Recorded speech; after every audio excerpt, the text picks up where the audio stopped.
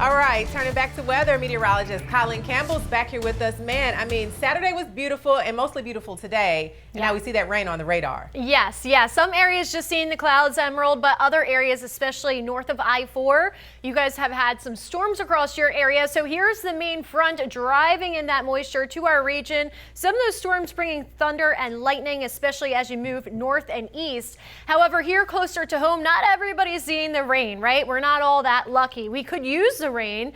Rainy season is over and our drier season is, well, starting off dry. That's because rainy season ended dry. So here we go. This is what we're getting and what we have to work with. Again, we will have the remainder of this front stall out, so that will bring us a little bit more rain Monday and Tuesday to some folks, but most of us, this is as much as we're going to get. Now, notice that you do see some lightning that has been moving north of I-4, as well as some pockets of moderate to heavy rainfall. Walking through Futurecast here, this is around 8 o'clock tonight when most of it will dissipate and start to fade away. However, notice the front stalls out. We still have a little bit of moisture to work with as we roll into Monday morning. So here we are, 11:30 at night. Things will be quiet by then. Some comes out tomorrow, a couple clouds that will start filtering in, and then we will have the opportunity, well, of course, now this model doesn't want to show it, but we will have the opportunity for a few straggler showers, meaning that it's going to be very isolated. Not everybody will see it, but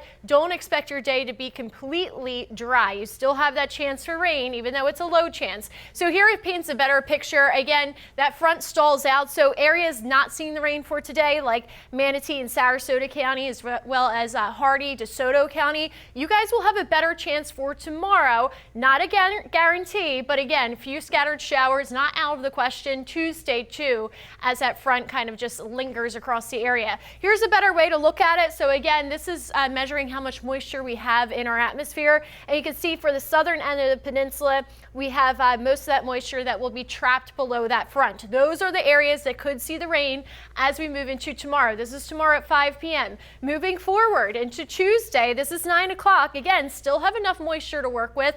A little bit further up to the north and the panhandle, that will be drier. Then here comes our secondary front. This one's weaker, but it will do the trick to lower our dew points as we finish off this upcoming week.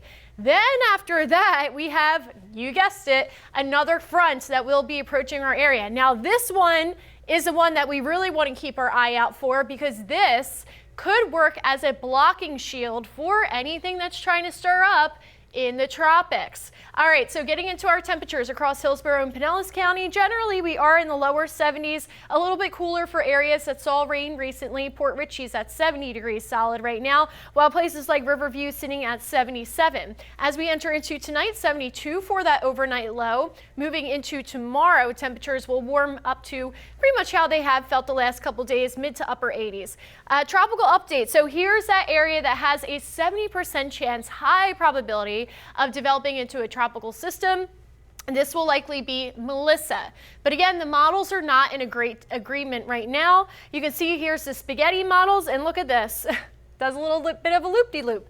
That's more of what the GFS wants to do, the American model. The European model wants to bring it a little bit closer to Panama, Central America. We'll see what it wants to do, but eventually it does bring it back out to the Atlantic around Haiti, Dominican Republic. Any interest in those places should pay attention to these models.